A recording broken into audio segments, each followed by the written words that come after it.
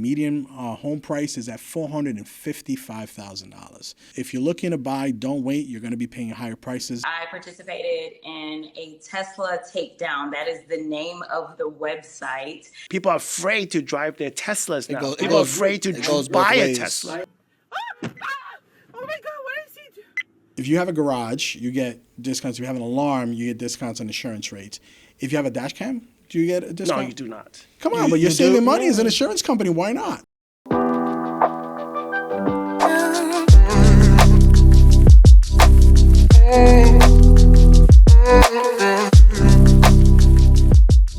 Welcome to Lounging with REALPRO. My name is Eduardo Marines, and I am the host.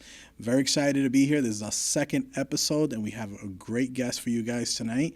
Along with me today, I have my co-host, Honor Marines, who's joining us. As a co-host, secondary co-host, we have Tina Moretti from the Village, who's joining us. And then, of course, our special guest, Mr. Mike Tsang, who's going to be discussing a little bit further in his area of business. He's going to be talking about that, which I'm very excited to hear about. Before we go forward, we want to take this time to give a shout out to our sponsor, Build Smart New Homes. Thank you for sponsoring our segment today. Build Smart is a builder in the Rhode Island area, and if you're looking to build a home, make the smart move by hiring Build Smart for your next construction project. Visit buildsmartnewhomes.com. Again, that's buildsmarthomes.com. All right, so let's get this started. So one of the things we've mentioned before on our first segment is we want to make sure we also get the news to you guys. Obviously, we're in the real estate business, so it's important for us to educate you guys briefly. And when I say briefly, I'm going to say we'll probably take 2 minutes to do so and then get to the nitty-gritty of the show. But it's important, I feel, that you have another resource, if you will, that you can turn to so you can learn more about what's going on in the market. And with that said, let's talk about what's happening across the nation. If we look at the infographic that you guys see on your screen there, on the infographic, it's showing you the decreases in pending homes across the United States. And you will notice that in the Northeast, where we're located, the pending home sales actually suffered the least, right? So that means that properties are still coming onto the market and they're selling. And to be quite frank with you, from experience, I can tell you that they're moving very, very quickly. But the good thing is that, we have inventory coming in and haven't been affected as much as the rest of the country has been affected, while we've only suffered 0.3% on a month-over-month reduction. So that's exciting things. Exciting information there to actually keep in mind, especially if you're looking to buy in our area. If you look at Rhode Island in specific, Providence Business News has actually made a point to address that the prices have actually increased. In this case, 3.5% from this time last year. The median home price is at $455,000. So it continues to increase, and we mentioned in our last segment that the Fannie Mae had indicated as well that it would increase another 3.7% this year. So if you're looking to buy, don't wait. You're going to be paying higher prices, that's for sure. Even though Rhode Island has actually been affected by sales as far as pending sales are concerned throughout the course of the year. While we might have only suffered 0.3% reduction, we still have experienced an 8.8% reduction from last year at this point. So at this point in time, we actually had more properties on the market to look forward to selling to our clients. And the interest rates have also remained very consistent. I mean, currently we're looking at 6.74, and that's per Zillow for a 30-year fixed rate mortgage. And for a 15-year, it's at 5.97%. Again, this is on a national level. These are the average interest rates. So, again, very, very excited to see that the market still continues to move, and we're still getting sales. That's important. A lot of people out there desperately looking for homes. What do you say about that, Andre? What do you like to chime in on that? I agree. Low inventory, high demand. People just need to start getting creative and, just being a little bit more flexible with their offer. They definitely have to consider all aspects and maybe compromise on a few things. But I think, that creativity is kind of what's gonna help them create a winning offer. Now it's interesting because you're saying flexibility. I think that's kind of been the model now for like the last 4 or 5 years. It's since after the pandemic in 2020, we started seeing prices just go through the roof, and pretty much we've mentioned last segment that you include everything. You kind of throw everything at the seller, in some cases even your kids, to make the deal happen. For some people, I've heard of stories. For some people, that might be a benefit. Who knows?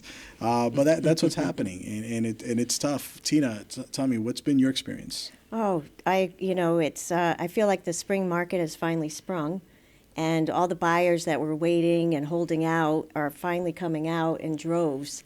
Open houses this past weekend, there were lines again, like there were, a couple of years ago.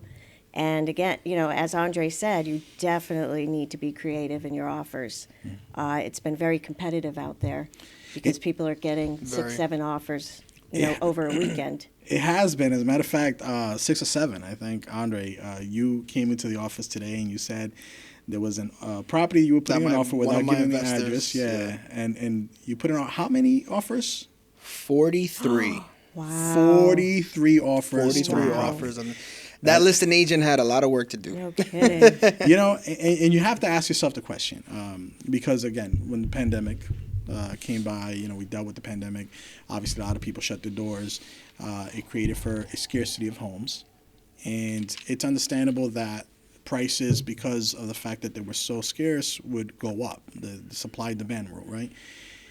Now these days, we're not getting that shock, right? There's no longer that shock. We've gotten accustomed to the market. So you have to ask yourself the question, do you think maybe the property was perhaps underpriced for you to get that many offers? I mean, what do you think, Tina? I think that, as we know, year over year, values of homes go up, as they should, but because of the fluctuation of the interest rate, I think that caused the values to increase that much more because people overbidding to try to get those properties. Right. Again, because of the supply and demand, there were so few on the market. Right, and that was at that time. But I mean, now for you to get 43 offers on one property, with the way that the interest rates are today. Yeah. Yeah, and again, we've mentioned that they remain steady. Would you had buyers interested in this? Do you think the property was underpriced? You think it was like a steal? I wouldn't necessarily say it was, a steal. You don't really see homes priced at that value, nowadays. But I could possibly say that the condition reflected the value. So sure. It was in line. It was relatively in line. So it was just more that the accessibility to be able to purchase it because of its price point. Correct, the accessibility. So it wasn't that we're giving it away, price matched the condition, but you felt it was more because there's nothing out there in that price point. And I think that the price point is really just what got everyone's attention. Right. And that's interesting because, again, it's like those diamond in the rough type situation. And I would assume that's probably what you're talking about. And speaking about that creativity we're talking about, you would even see it in scenarios such as that one, right? Where your typical first-time home buyer is exploring other options, like picking up a rehab property and rehabbing it and flipping it, or if not flipping it, keeping it and holding on that property. But they're again exploring their options, especially in this tight market. So even at that price point, it would not only attract investors, but also maybe first-time home buyers who are, again, getting creative in today's market to trying to find their opportunity, as the market doesn't really have much out there. Yeah, and I was doing some research. Obviously, that you mentioned, one of the things you mentioned was actually renting and holding on to properties to rent them.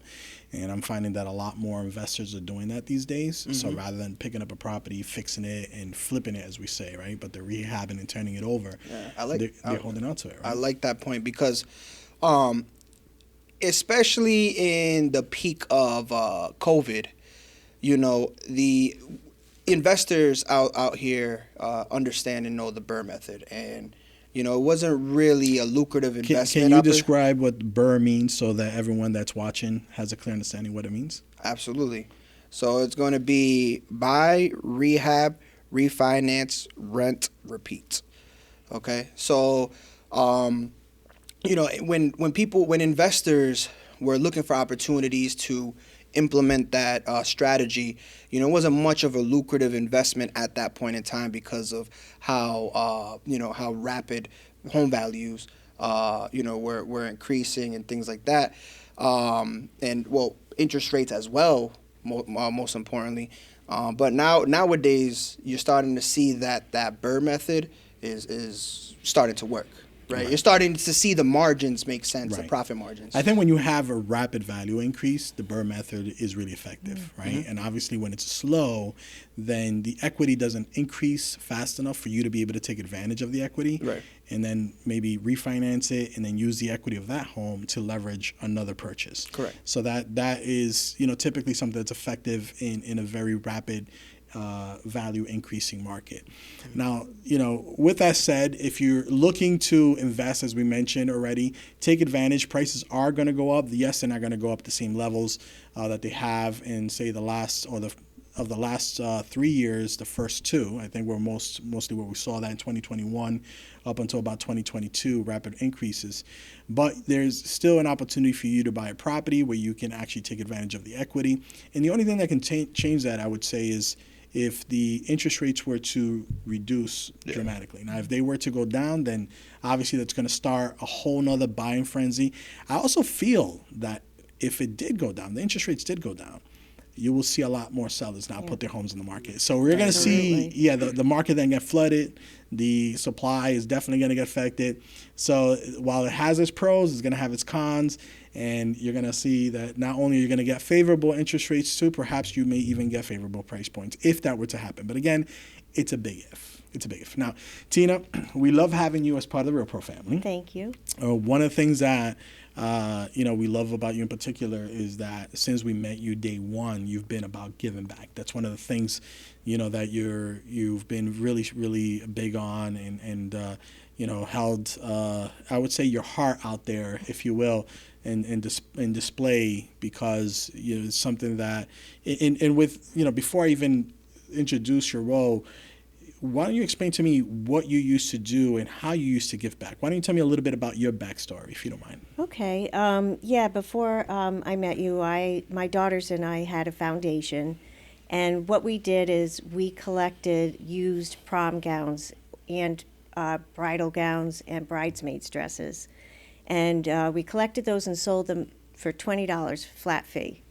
And the way we felt was that everybody is impacted by cancer, whether it's someone that they know, a close parent, or themselves.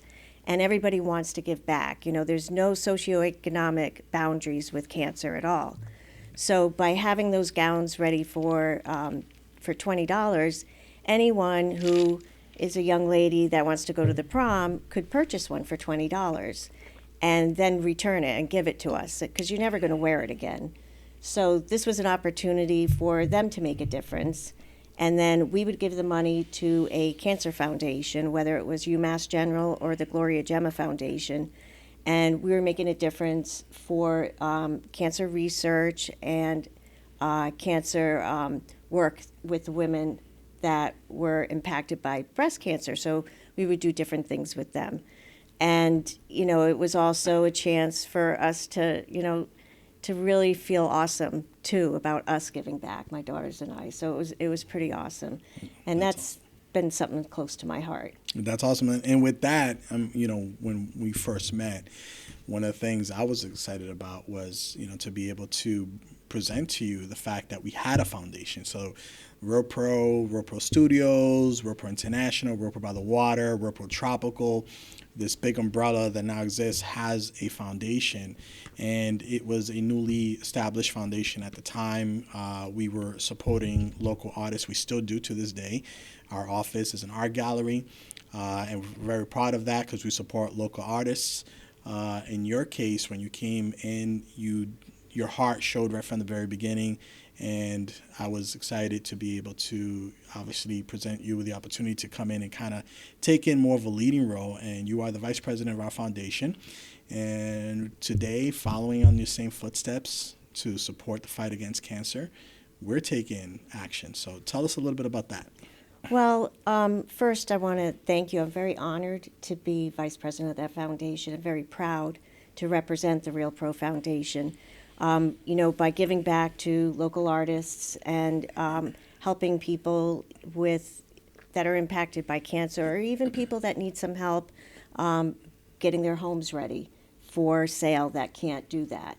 Whatever we do, it doesn't mean anything for us to make a lot of money, selling houses unless we give back. It's about sharing and making a difference for our community.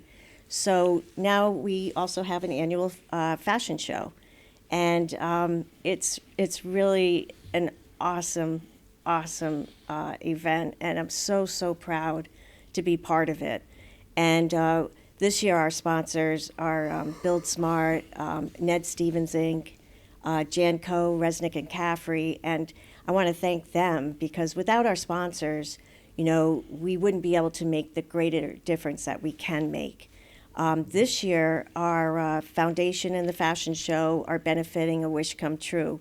And it's not a very large group of people that run that, but it makes a huge difference. And it's mostly for children that need to have chemo or are impacted by cancer and are going through treatment. And all they want is maybe to go to Disney or maybe to meet their favorite Celtic basketball star, and A Wish Come True makes that happen. And just to brighten that child's eyes and let them have that opportunity is pretty amazing. And this year, our fashion show is on Saturday, April 12th. And our producer, which is Fountain Street Creative, and Donahue Models, which provides the models for us, they're also including some of the what they call the wish moms. So some of the moms whose children were impacted by cancer and are part of the A Wish Come True Foundation are going to model for us. And it gives them an opportunity, almost kind of a way to honor them for what they had to go through with their kids. And again, Saturday, April 12th, would love everybody to come see and make a difference. It just takes buying a ticket. If you go to realproevents.com, you can buy that ticket, make a difference, and not only that, but have an awesome time. So we'd love for all of you to come. And if you can't make it, you can simply donate too. Yeah. So you can go right to the main page when you go there, and you'll have an option to donate. So we're looking forward to your support. We're here to make a difference. We figure, obviously we play a big role. We depend on people to work with us, and at the same time, those people actually open the doors to us and give us the opportunity. We have to give back. In the same way people give us that opportunity, we feel we have a commitment, right, and we have to give back. So this is why we do what we do, and we're very proud of it. So again, thank you, Tina, for that. So now on to some really interesting topics. I'd say there's nothing like real estate, like politics. These days, politics has actually taken over. I don't think there's anywhere you can go these days that you don't hear someone talking about what's happening with the current administration and whatnot. So I think it's important that, we continuously touch base on that, obviously give our opinion. It's important as well because everyone has different perspectives. I can tell you that I dedicate a lot of time to sitting down and educating myself because there's a lot of, I would say misleading, exaggerated information that's out there. And, one of the things that I'd like to bring up is currently what's happening with Tesla.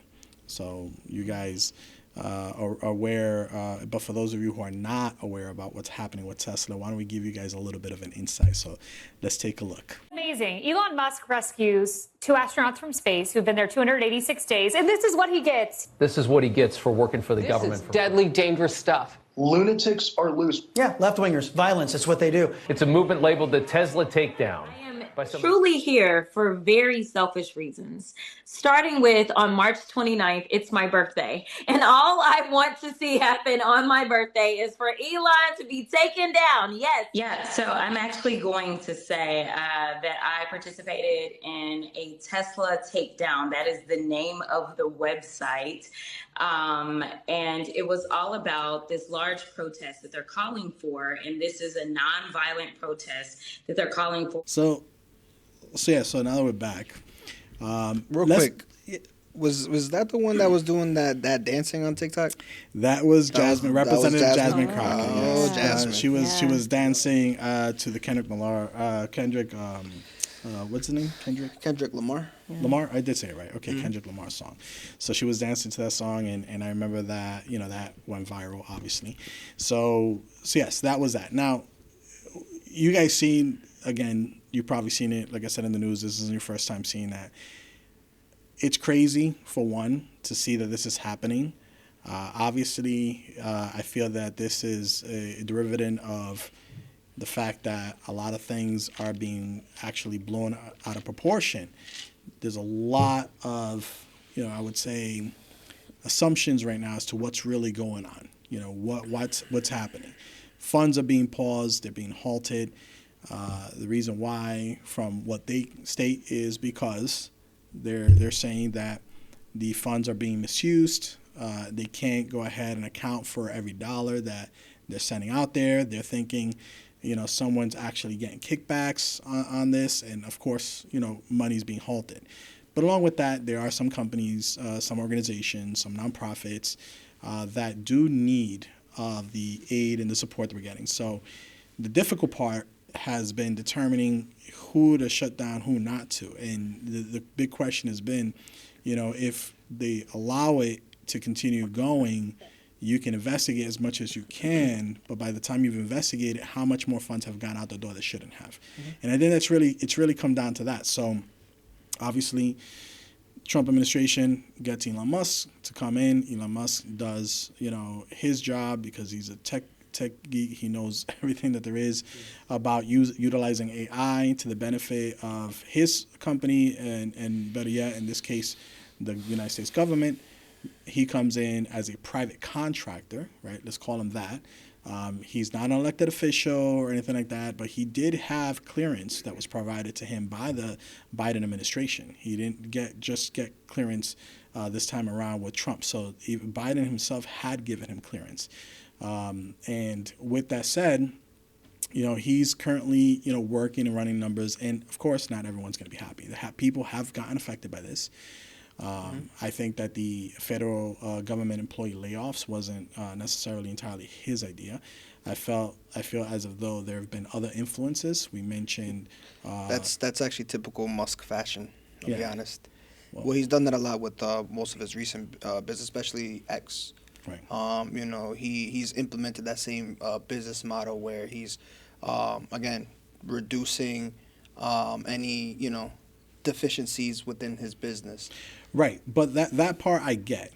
But if we mentioned last week very briefly how Argentina, President Milei has actually made this huge transformation with Argentina and its economy. Mm-hmm. And if you pay close attention to everything that's happened with Argentina, it's almost as if though the United States is following suit, right? And they're following the process. A whole bunch of federal employee layoffs and all that stuff.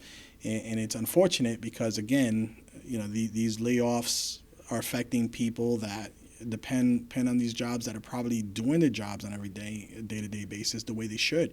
Perhaps even maybe exceeding their expectations. You never know. We don't know. I don't think there was a measurement that they sat there and they measured people's performance to see whether or not they should really dismiss them. But they were dismissed on a large scale. We're still to see what's going to happen. Are they going to rehire some of these people? The good thing is, though, that they give them severance pay for at least 8 months. So hopefully, if that statement holds true, if that's the case, hopefully they're trying to figure themselves out where they need people, and the people that were getting severance pay will be able to hold up with the severance pay. So we'll see what happens with that. But the reason for that clip was because of the fact that the violence is taking place. because of all this that's happening, all this that's being basically uncovered, is promoted by verbiage that I feel our political leaders should refrain from using. Well, I agree with that. I mean, I personally went by the Tesla dealership, and I saw protesters up and down. I actually talked to a few of them, and they were angry. They screamed in my face. They told me to get the heck out of here. They, said "F you." It was somewhat violent. It was. And we're seeing that. And again, it's words like you've heard elected officials say, we're going to punch him in the face. Correct. You've heard them drop the F-bomb so many times. Yes. You take them down. Jasmine Crockett, who was on the video, reposted a meme it was a meme that was created, not by her, obviously, so I want to point that out, but it was a meme where she and AOC, there was stick figures of her and AOC beating up a Republican. Or beating up Republicans, excuse me. That's terrible. And so, of course, she reposted that.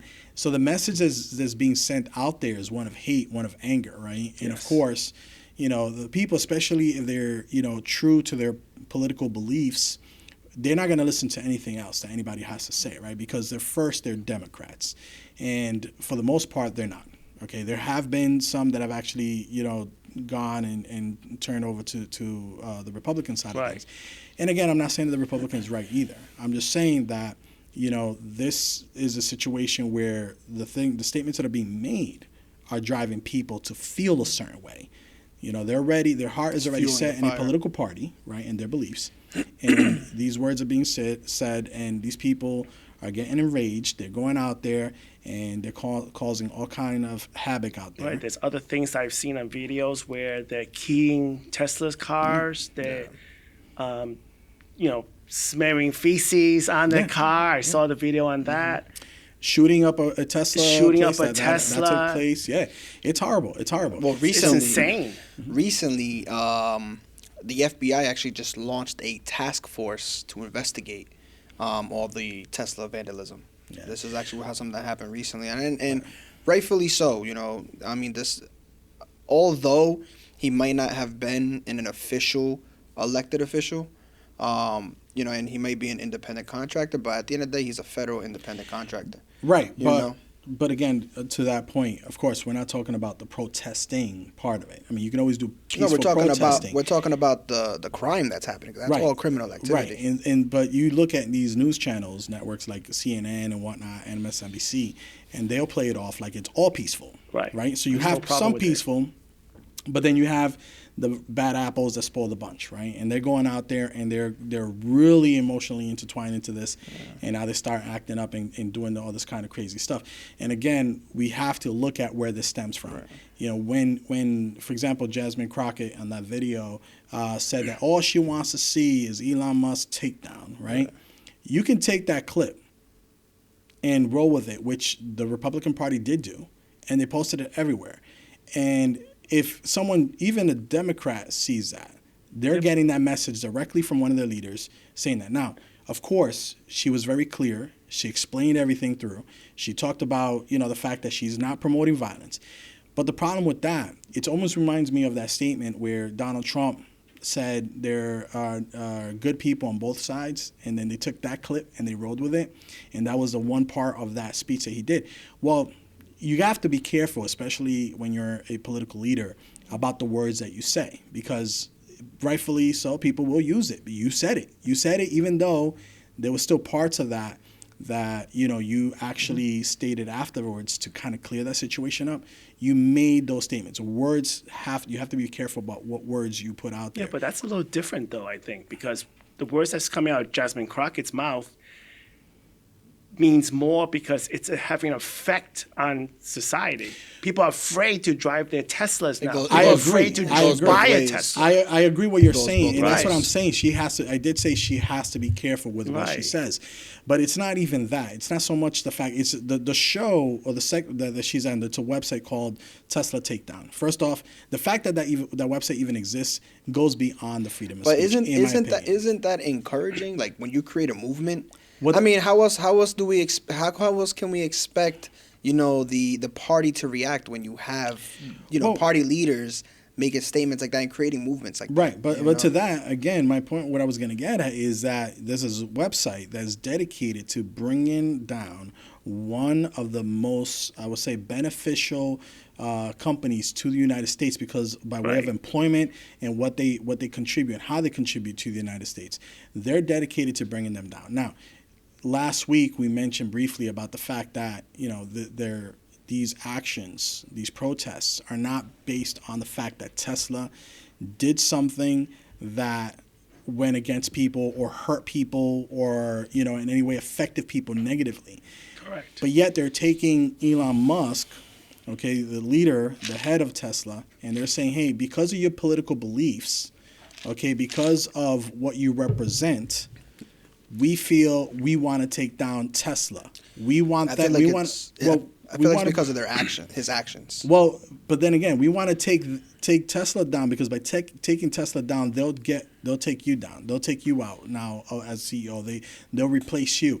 And it's how can we stick it to him for, going ahead and stepping into this role in the government? How dare he? I don't think it's fair. I think there's a lot more people affected. As you mentioned, you were at Tesla. You were seeing it personally. There's a whole bunch of people like yourself in even worse situations, may I add. There are investors that invest on Tesla stock, on the company. They're employees. Matter of fact, yes, I was told Michigan, where is that? Or is it Minnesota? Actually, where Wisconsin, I think. Where Minnesota, where Waltz. Pension fund. Yeah, where Waltz is at, Minnesota. Waltz goes ahead and he makes supposedly a joke. It was a very sarcastic one about him having the Tesla stock on his phone, and just obviously admiring the fact that the stock is dropping. And that Minnesota has, from what I understand, 1.7 million shares or something to that effect. Yes. I kind of saw. So obviously these are things that we want to go ahead and take into account when we're wishing the demise of a company. I think what I don't get is, the destruction part of it, because, what about the hardworking people that purchase that Tesla and that's what they use to get back and forth to work and or bring their family someplace, and now they can't even feel safe to do that. And, call me an idealist, but life is too short to be destructive. Get your opinion out there, because everyone's got one. And, I just want everybody to play in the sandbox nice, and that may never happen, but we expect people to see the way, we want them to see, not the way they actually, but not with view these things. people. They're a little and bit they don't, out and there, that's the thing that's sad. It's very sad. I can, and I can understand some of the frustration, from these protesters. Because, what was mentioned before, there's some people who do need the funding, like these smaller nonprofit organizations. But the thing is, the matter of fact is people don't understand that a lot of these funding bills have a lot of variables and a lot of different, avenues that these funds get allocated towards. So it's like, they have to pause the funding so that way they can reconstruct these bills and be able to obviously kind of filter out the fraud that's within these bills. Right. And people just need to understand that, that's the reason why, these are being paused. Well, USAID is, just so we're clear, is not a bill. So this is obviously, these are funds that were being funneled through this organization. Internationally. USAID, right. Yep. So, but when we talk about bills, we talk about, for example, the bills that just got passed, right? And Chuck Schumer's been getting a lot of hate from the Democratic Party, as a matter of fact, because of that. And actually, that's actually led AOC to kind of take charge, Alexandria Ocasio-Cortez, and she's taken charge with that when it comes to going out there, going to rallies, and basically bringing awareness in, I think, the most absurd way, and you'll see what I'm talking about right now. More than 30,000 people showed up for their joint appearance in Denver. I want you to look at every level of office around you and support Democrats who actually fight, because those are the ones that can win against Republicans. I would not be telling you the truth if I didn't tell you that within the Democratic Party, there are billionaires who have undue influence.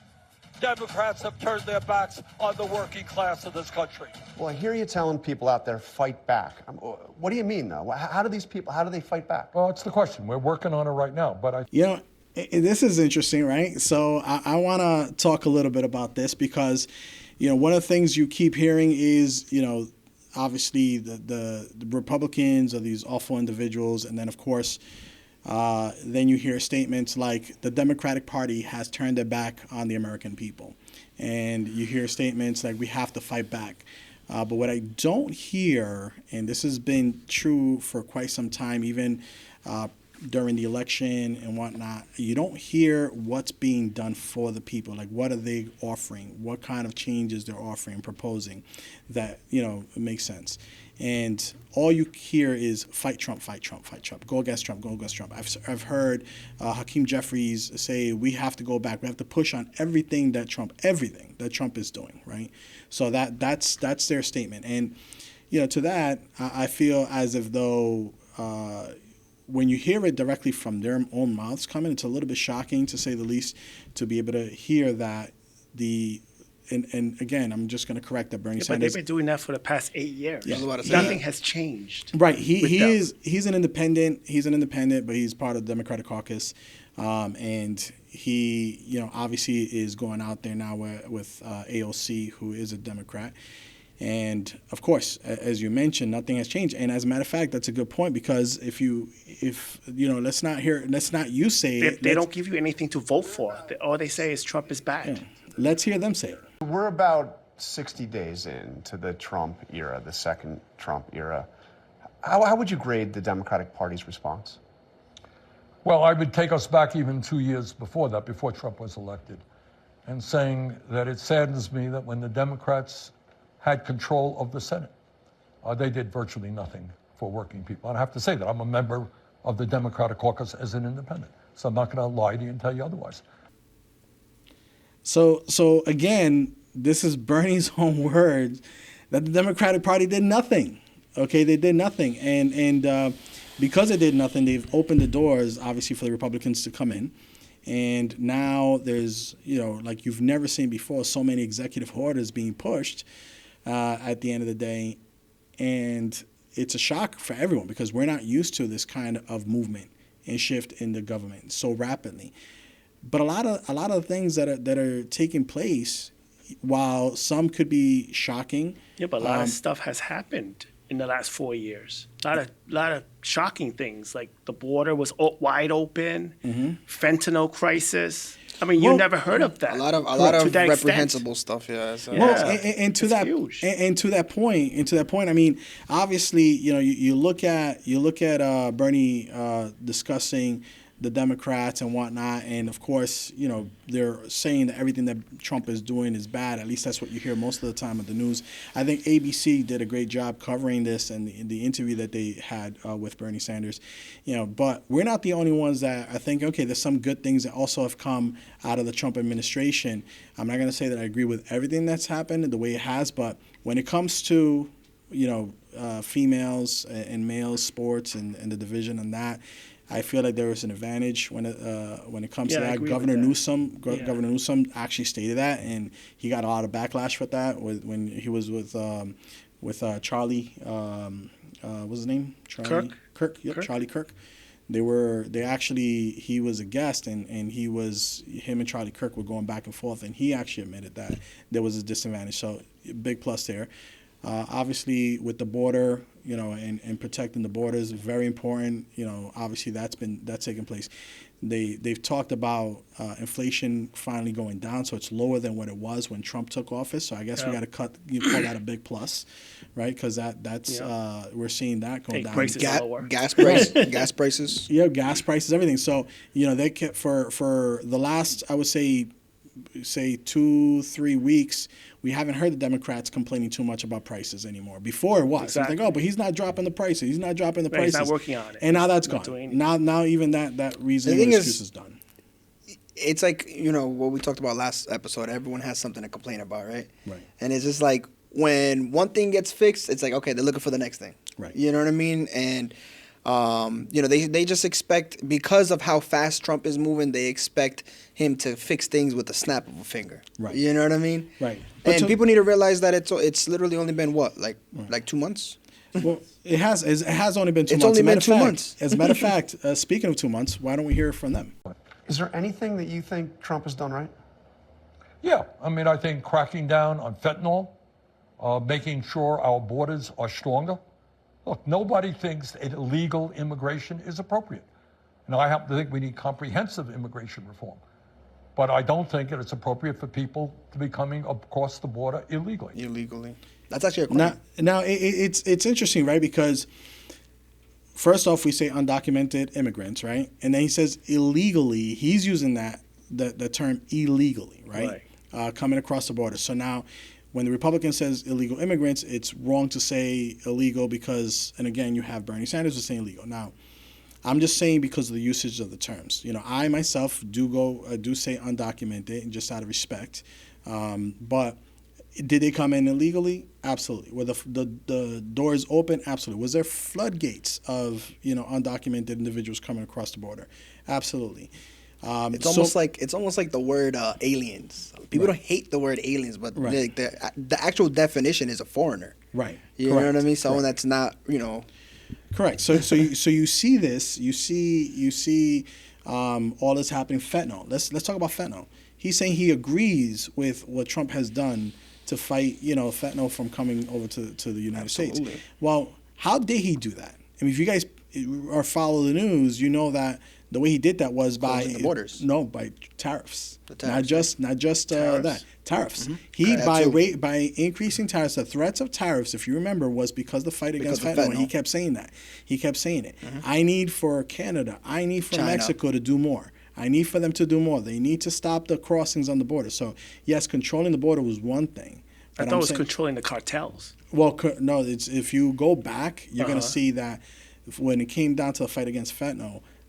He used was an increase in tariffs. He used that as a tactic to get Canada and to get Mexico to actually do more to stop people from crossing the borders. That's really what it came down to. So that's what he stated. So again, if you really look at that, that was one of his biggest contributing points to that that contributed to the decrease of fentanyl, because he was threatening, and they said, Canada stated, yeah, we're going to do it. The president from Mexico also went ahead and increased their border patrol as well to ensure that it happened, and it was due to the tariffs. Right. So tariffs, and apparently, the biggest fentanyl dealer was China, which is why I believe he increased the tariffs to 50%, I believe, for China. Right. Well, and apparently they've been smuggling the fentanyl. I think it stayed at 25. They stayed at 25? Yeah, I didn't think they had increased. Apparently it's being smuggled through the borders of Mexico and Canada. Right. At the same time, again, it's still coming from Mexico and Canada. See, they were still crossing through there. So, and that's why he was kind of pushing those initial tariffs against them directly. Mm-hmm. Now, we understand that tariffs are being implemented in other ways now and increased in order to increase U.S. manufacturing. Yeah. It's a negotiation tool. It's a negotiation tool, so we see that. Yeah. So that's something that we can go ahead and cover at a later date. But it's interesting, going back to that topic where, again, Democrats are saying, or in this case, an independent is saying that Donald Trump has done some good, but you don't hear that. You typically don't hear that. But it was said this time around, and I thought it was important to actually shed some light on that, because you typically don't hear that. Now, with that said, he also mentions that we have to control immigration, and he mentioned illegal again. But then he follows it up by saying this. I got news for you. Trump's billionaire friends are not going to pick the crops in California that feed us. They're not going to work in meat packing houses. That's what undocumented people are doing. So it's interesting. I mean, his statement is not false in a way that, because if you look at this is an article by the Los Angeles Times. It talks about how half of the workforce that cover a third of the production in California, are undocumented immigrants. But they're using H-2 visas to come across. So they're using the H-2 visas to come across, they work, they do temporary hires, and then they go back. And that's how it's supposed to work. It's supposed to be, hey, we're contracting you, we're temporarily employing you, you're servicing a need that we have, and then they go back. And, it's not what was happening. It's not what Biden and his administration was doing by leaving the border open, by having people cross and literally waving at Border Patrol, like, hey, we're here, we're going in, there's nothing you can do to stop us. And if you did, it's, let's document us, let's go ahead and release us. And then you have, the app that they were using to log and track everyone that was coming in, and perhaps even in some cases schedule flights to be brought over to the United States. So that was a lot what was going on, and I think that is what's kind of been talked about for the most part. It's not the undocumented immigrants that come in and they are working the farms, agriculture, and all that stuff. It's not those individuals that they're talking about. But I also believe that there should be immigration reform, and we said that in our last show. And by that meaning, just like the H-2A visas, just as they provide temporary employment, there's still American companies that do have a need. And they need workers. And some of these individuals work really, really, really hard. They're really good at what the craftsmanship, everything. They just have a knack for it.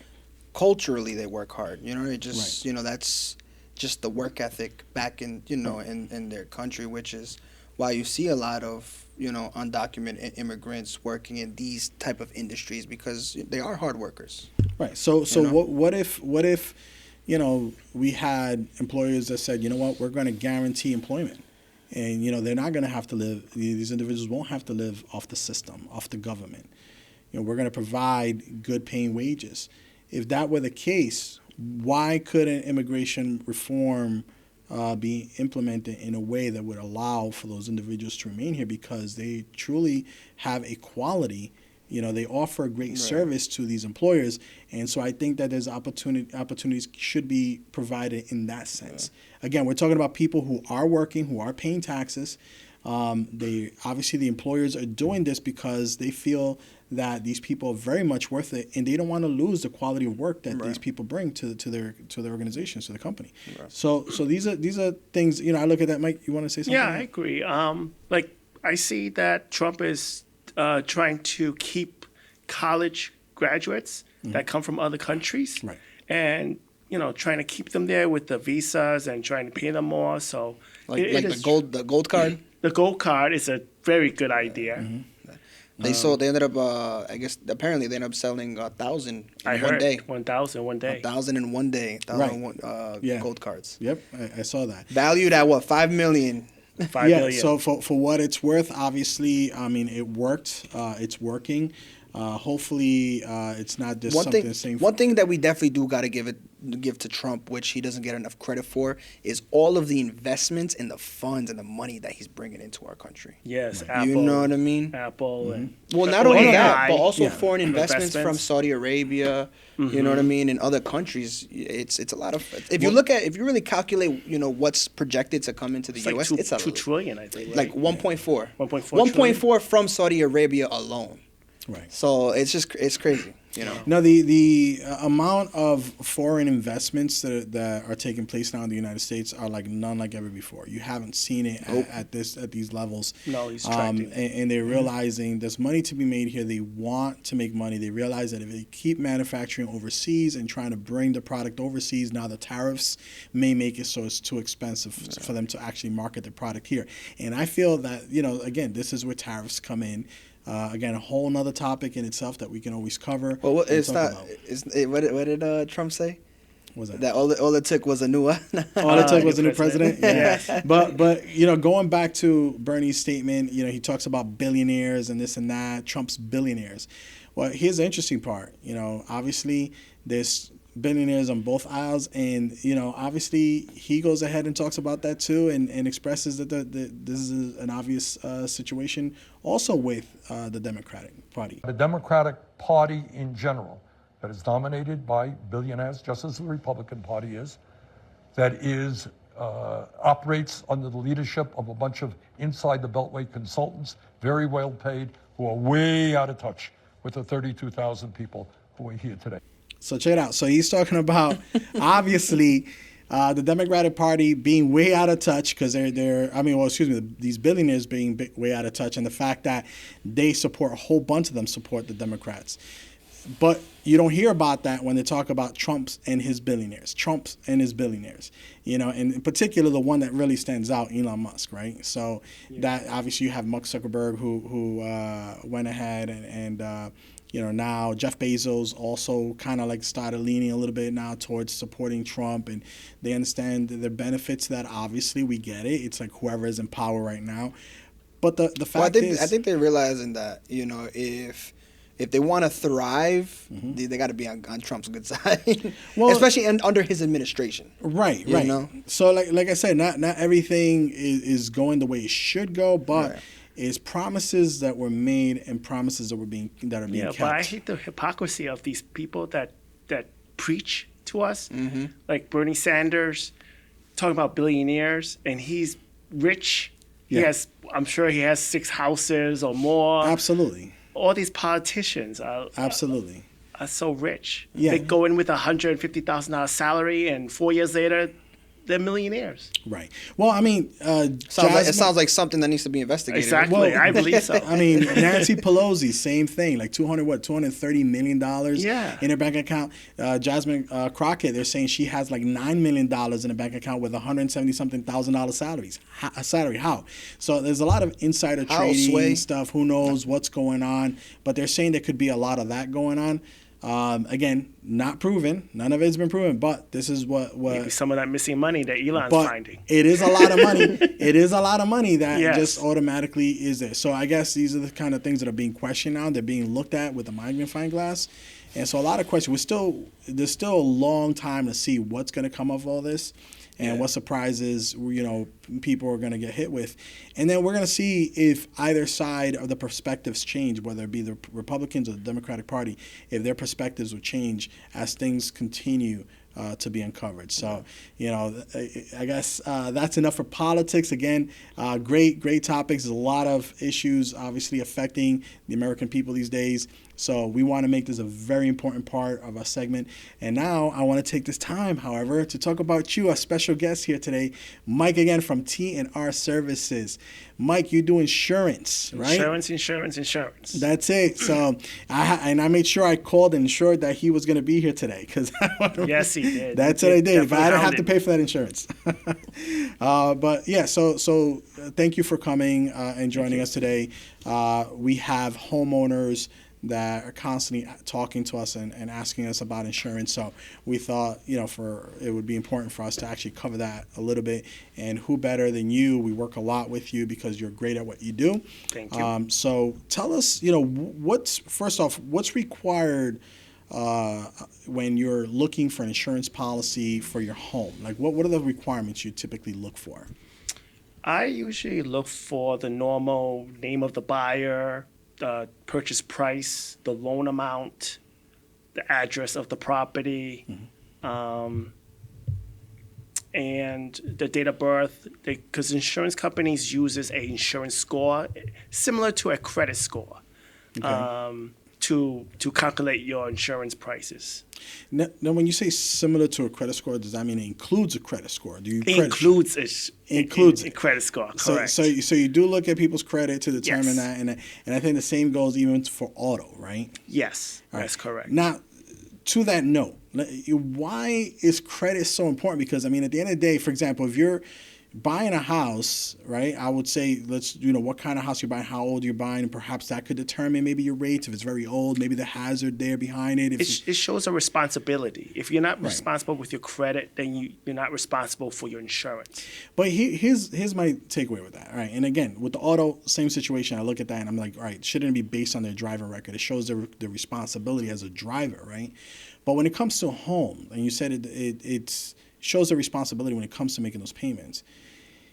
I've seen a lot of situations where when people lapse on their insurance policy. Well, there's other responsibilities. There's responsibilities to take care of your house, responsibilities to make sure your heating system is up and running. Well, to that, I'm going to get there, but I do want to make my point so people understand where we're going with this. because again, the responsibility as far as making the payment, if you lapse, the mortgage company typically get notified, and then they're automatically threatening with putting their own insurance policy, and now Correct. you're paying a much higher mortgage. Hazard insurance. But you're saying that the responsibility goes beyond the payment. It goes Yes. also on how you maintain your home. Correct. Now, if that were the case, I would say if I were a homeowner, I would prefer that a bank say to me, look, we want to see your annual report. Get an annual report from an inspector, and rather provide that and pay lower costs if that were the case. And now that can prove that they're actually maintaining, and then get penalized if they didn't, if that were the case. From what you're telling me, if we're talking about how they maintain their home, why don't insurance companies treat it that way? Because it's a money thing. And what did you say? It's a money thing. And for insurance companies to keep up with these reports, it includes reports, inspectors, someone to, year after year to inquire about it. So, and all that, it's expenses. And insurance companies does not want to put that expense onto the homeowner.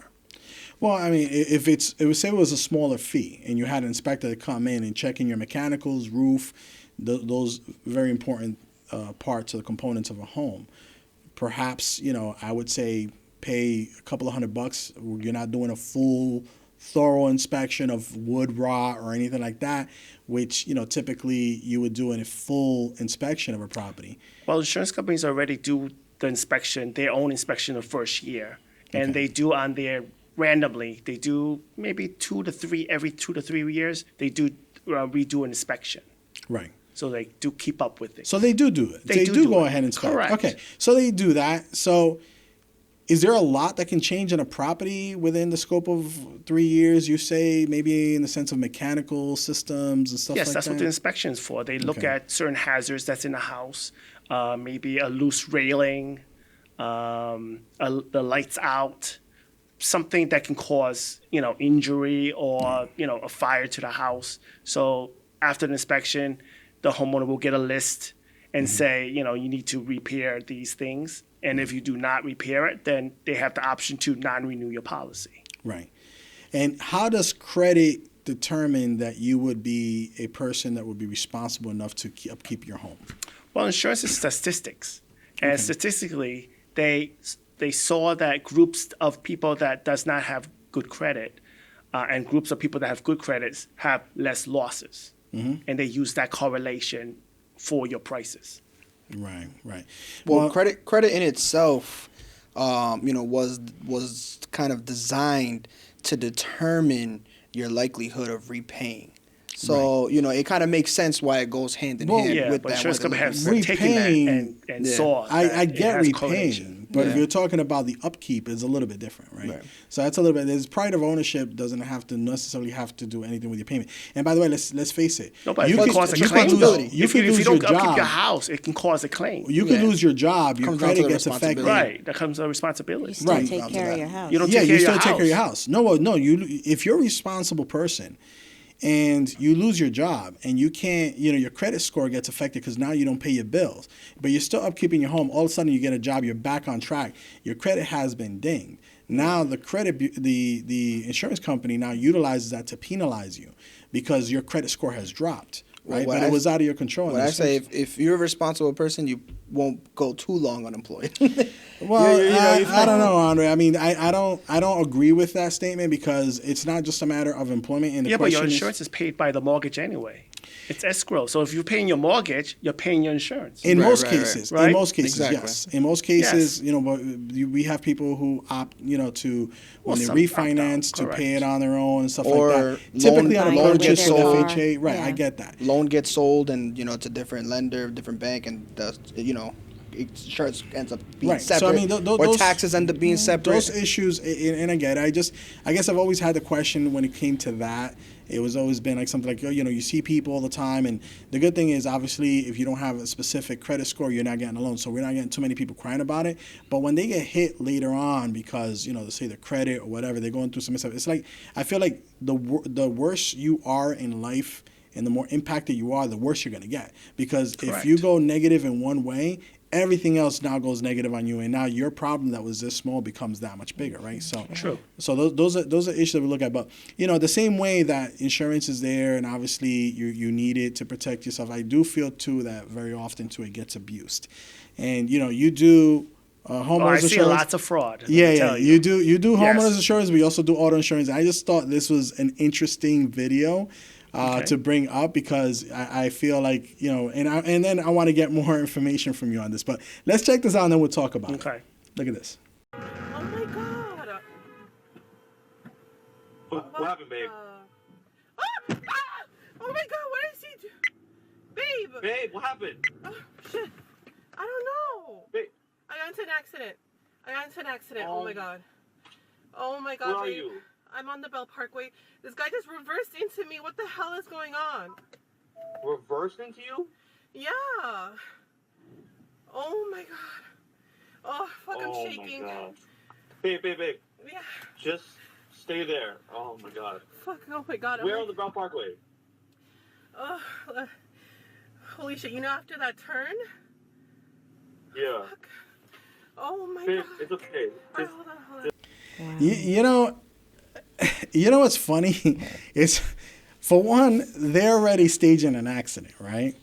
And it's funny how they come out, they're holding their hands, they're professional actors too. It's like, honestly, they can go ahead and be actors. But is this something that you typically see? You say you've seen a lot of fraud. Yes. It's happened a lot in the past before dash cams became popular. Right. And now that dash cams have become more popular, people a little bit more. That has been reduced. So there's other frauds and stuff that has come up in place of that. Right, but now, so to that point, if you have a garage, you get discounts. If you have an alarm, you get discounts on insurance rates. If you have a dash cam, do you get a discount? No, you do not. Come on, but you're saving money as an insurance company. Why not? Well, you do get discounts on your insurance if you have a little speed monitor. Right, and they're not really, it tracks your speed. Oh, yeah. And they do have that. It's a little tracker, or they do have something that's on your app. Yeah, that's how you're driving. The BMW, my BMW does that. They want to make sure you're stopping at stop signs, but not too My hard. phone does that too. You're not jamming on the brakes. You're not speeding. They don't want to see all that. Right. Actually, yes. Some no reckless driving. They actually have a new thing now. It's actually a new thing now where they can track you if you have your cell phone in your hands. No way. It goes against you now. So many people. What's tracking that? Let me know so I can stay away from it. Like if it's moving around, they track it and it goes against you. It's the apps. First off, you have to sign up for that. Has to be iPhone. Yes. This is why I don't sign up for anything like that because. But it's 10% off. Yeah, that's where they get you. That's where they get you. They get you with the 10% off. I'm not buying what you're selling. All right. Well, if you know you're one of those, then Mike, don't do it. Mike, I'll pay my 10% to be free. Okay? Exactly. But again, why not a dash cam? I mean, if a dash cam, if you have it, it's saving the insurance companies money from fraud, staging an accident. Why not? I think it should be included on there. I don't know, but Mike, I agree with you. Your feedback, you have to submit your feedback. I agree with you. I'll mention that to the insurance companies. I will. I'll fight for this. Absolutely, you got to create a petition for that. Yeah, you should. Definitely. Yeah. So. Of those fraud, give me some examples. What have you seen? What kind of fraud have you seen? Fraud would be roofing claims. Also on the residential side of that? Yes, on the let's say go to the house. Yeah. I've had instances where contractors, have made roofs look like that it's been damaged by a windstorm. So how do you determine? I'm curious because what do they wait for? Like a windstorm to actually occur and then they report it? Is that what happens? Or do they go on a very sunny day and say, hey, guess what? 2 days ago, isolated wind came in. Well, no, they go after the windstorm and they'll go up there or they'll send a drone. Okay. They'll look at it. They'll assess. They actually assess the granular loss on the roof. So they they know how old that roof is. Right. So if they look at other factors. So hold on one second. Hold on. Now, on that note, you have the sun beating down on a roof. The granular loss is actually increased because of this. The roof probably has, on average, let's say, in this particular scenario I'm giving you, maybe has 7 years worth of life, if that. Are you telling me that because the wind came in, blew off a shingle, and the granular loss is low, the insurance company might deny your claim? Yes, because they consider that wear and tear. So of missing one shingle.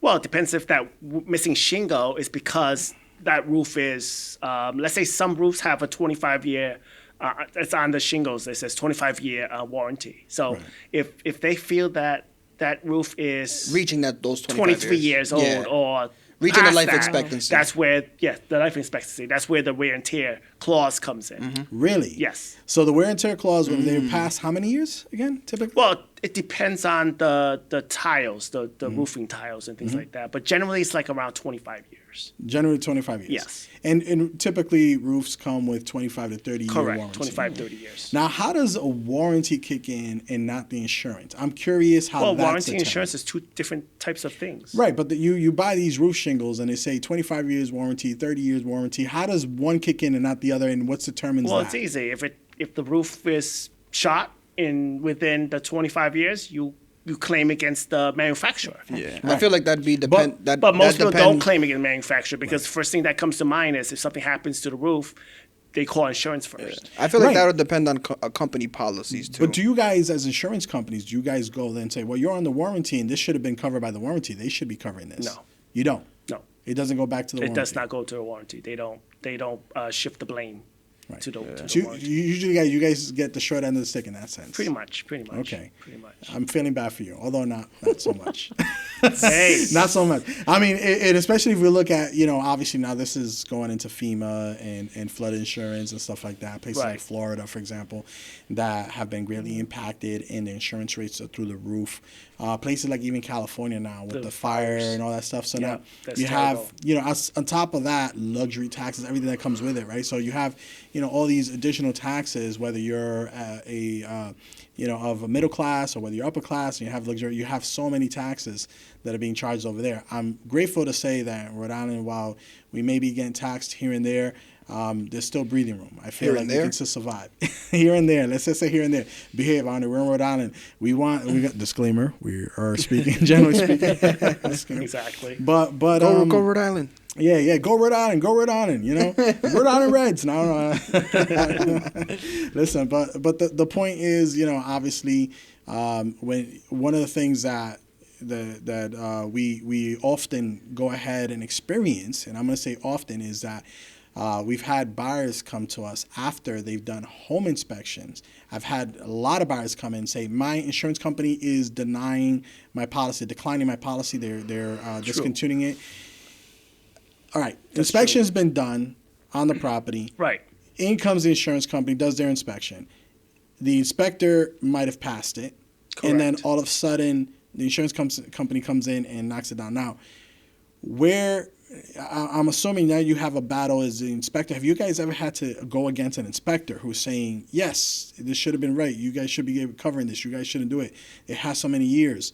A professional used to argue with you guys about the condition of the roof? Most of the claims that's been argued about is mostly due to mold, because mold is a hidden situation. Whenever you have a home inspection, sometimes they don't go into the walls. They don't go inside behind. And often after the house closes, the homeowner has a problem. And then a contractor comes in and it, knocks a hole in the wall, and then they see all sorts of things in the wall. So it's kind of like a pre-existing condition. Correct. There you go. Let me tell you, I went to a home once. I went to this home once that had a subwall installed. And the wall, everything, foundation, everything was moldy, all moldy. Yep. And then it was literally like not even 7-8 months later, and the mold went right through the drywall. Yeah. And you saw that. And then all of a sudden my clients go ahead and they tear down the wall, and it's like, correct. Do we go after the seller for, covering up an issue? For not disclosing. Yeah. These are the kind of things you have to look out for. Yep. But like you said, mold, but typically roofs don't get challenged. You don't get that much of a challenge when you guys are denying. Not too much. Again, the only time they accept and deny is really after they inspect the roof and how old it looks like, the granules. If they see that it's really old, they will deny. And if it looks like it's kind of like a brandish new roof, then they'll accept the claim. So what happens when you put like solar panels on top of a roof that might not have been updated? that's the problem right now with solar panels, is that half of the insurance companies do not want to insure solar panels. Wow. If you have a solar panel, they'll say no. They say, I do not want to insure you. Man, that is a Interesting. topic for another day. Yes. Trust me, we The already other have, we ones have do that that, on our they will list. insure. Well, I We do have have- one question. Like, what other scenarios do you see insurance companies like rejecting policies? Like common scenarios. Anything regards to wear and tear, pre-existing conditions. Older electrical. Well, no. They'll accept the older electrical, but if they find out you have older electrical, then they can non-renew you. They can get rid of you. Okay. If they so wish to. Okay. But most time it's like pre-existing wear and tear. Maybe they find out that you have a business. You're running a business outside the house. If you have an illegal basement in the basement or illegal attic, illegal apartment, in other words, things like that can. What about running a bakery out of your garage? Yes, business. same thing. It's a business. Okay. It's a business. So obviously under those circumstances where you have, say, an ADU and it's approved, though, that doesn't apply. No, they do not. They do not follow the rules of, like, say, the city or anything. Right. They have their own rules. Just so we're clear, because when you say finished basement, I want to make it clear. A lot of people are getting ADUs now in the basement, additional dwelling units for those that are watching. As long as they have two means of egress, that's all insurance companies care about. What about the window size? Same thing. Yeah, they don't matter worry about the about window size. No. Okay. Now, what's one of the most absurd claims that people have made, or they try to get you to cover for insurance, that you're like, okay, these people are out of their mind? What would they think we would cover that? Anything like that in particular? I've had a couple of stories where something happened, the insurance company had to go out there, and they came back to me like they saw like a chicken farm in the basement. Interesting. Yeah, chicken farm. They got no In the egg basement. problem. In the basement. They're not short of eggs. Right. I'll tell you that For sure. much. Yeah. They're ahead. One person tried to claim because it got kind of like a burned down, but it was a cannabis lab in the basement as well. Oh, wow. They were growing weed, things like that nature. Wow. Yeah. Okay. I do have a question, just out of curiosity. Right. So, as we know, and not to kind of create controversy, as far as mortgages are concerned, but it's evident that FHA loans can tend to be stricter than conventional loans. Is it the same with insurance? Insuring an FHA property? No. Okay. In the insurance side, it's the same exactly the for same thing, everybody. whether it's FHA or standard. Okay. Are your difference. policies determined based on the return on the policy, or the benefit to the client too, as far as the rates and what they can save on a month-to-month basis? How do you make a determination? It's just based upon a lot Is of it all factors. about the money, Mike? Speak up, Mike. So why do you think they call him Money Mike? Money Mike. always about I the thought it was money. Magic Mike. It's always about the money. No, I mean I try to save. I try to save money for my customers. It's just it depends on a lot of factors. If it's a 1-family, 2-family, 3-family house, if it's owner occupied, if it's an investment, mixed use, how big it is, square foot, living area. It's just a lot of factors that go into it. So Now, is lead paint an issue now too? it is not an issue because there's a law in Rhode Island that I believe. certification, Yes, yeah. I believe it's before anything after 1978. 1979. I believe 78. Yeah. Yeah, that it's not covered. It's not included. So insurance companies do not have to. We're not liable for that. So what But about there all is the older insurance for lead. houses? So if you are really worried about lead, yes, they have lead insurance. Got it. You can buy lead insurance.